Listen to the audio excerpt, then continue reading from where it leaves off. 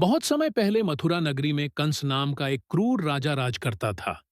कंस अपनी बहन देवकी से बहुत प्रेम करता था।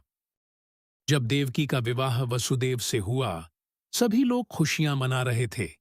तभी आकाशवाणी हुई, हे कंस, इतना खुश मत हो। देवकी की 8वीं संतान ही तेरी मृत्यु का कारण बनेगी।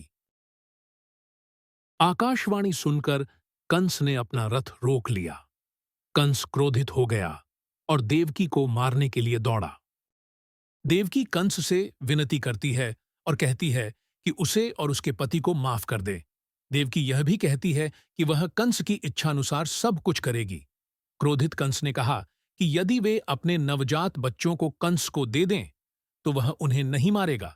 वासुदेव और देवकी इसे स्वीकार करते हैं। क्रोधित कंस अपने सैनिकों के साथ बात करता है और उन्हें वासुदेव और देवकी को जेल में ले जाने का आदेश देता है। एक एक कर देवकी की 7 संतानें कंस ने निर्दयता से मार दीं। 8वीं संतान के रूप में जब कृष्ण का जन्म हुआ, उस रात थी अष्टमी और रोहिणी नक्षत्र। जैसे ही कृष्ण जन्मे, कारागार की सभी जंजीरें खुल गईं, पहरेदार सो गए और दरवाजे खुल गए। तभी आकाशवाणी हुई, इस बालक को गोकुल ले जाओ। यह सुनकर वसुदेव ने बालक को टोकरी में रखा और यमुना नदी पार कर गोकुल की ओर चल पड़े। यमुना नदी उफान पर थी, लेकिन वासुदेव के पांव की फिल्म ही शांत हो गई। भारी बारिश हो रही थी। जब वह नदी के बीच में था, एक विशालकाय सांप कृष्ण पर छाया देने आया, इसलिए बारिश कृष्ण को छू नहीं सकी।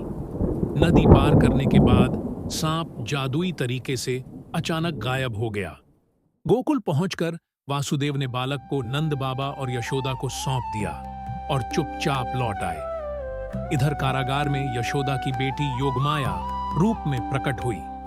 कंस ने जैसे ही उस कन्या को मारने की कोशिश की, वह आकाश में उड़ गई। उसने कहा, हे मूर्ख, तेरा काल जन्म ले चुका है, तू उसे मार नहीं सकता। गोकुल में नंद बाबा और यशोदा माता ने कृष्ण को बड़े प्यार से पाला था। श्री कृष्ण बचपन से ही बहुत नटखट और चंचल थे। उनकी सबसे प्रसिद्ध लीला माखन चुराना थी। गोकुल की गोपियां उनसे नाराज होती थीं, लेकिन उनकी मुस्कान देखकर सभी पिघल जाती थीं। सभी उनकी नटखटता का आनंद लेते थे और सभी उनसे प्यार करते थे। एक दिन यशोदा ने कृष्ण को माखन चुराते हुए पकड़ लिया।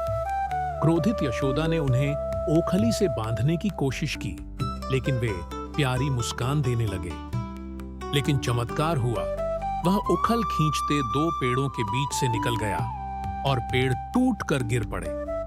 वो 2 पेड़ असल में कुबेर के शापित पुत्र थे, जिनमें कृष्ण ने मुक्ति दी।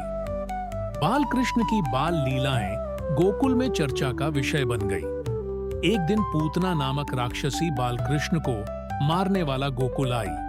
वह सुंदर रूप धारण कर कृष्ण को स्तन लहराती रही, लेकिन इसमें विष भी शामिल था। कृष्ण ने अपना विषपान नहीं कराया, बल्कि अपना प्राणवायु भी खींच लिया। गोकुल पूर्ण चकित रह गया कि यह आयु कोई साधारण नहीं, स्वयं भगवान है। इसके बाद भी कृष्ण ने कई असुरों का वध किया, शकटासुर, तृणावर्त और अन्य। लेकिन उनके लिए असली खुशी गोपियों के साथ रास और माखन की मस्ती थी। इस प्रकार भगवान विष्णु ने श्री कृष्ण के रूप में धरती पर अवतार लिया, अधर्म का नाश करने के लिए। गोकुल में कृष्ण ने अपनी बाल लीलाओं से सबका मन मोह लिया।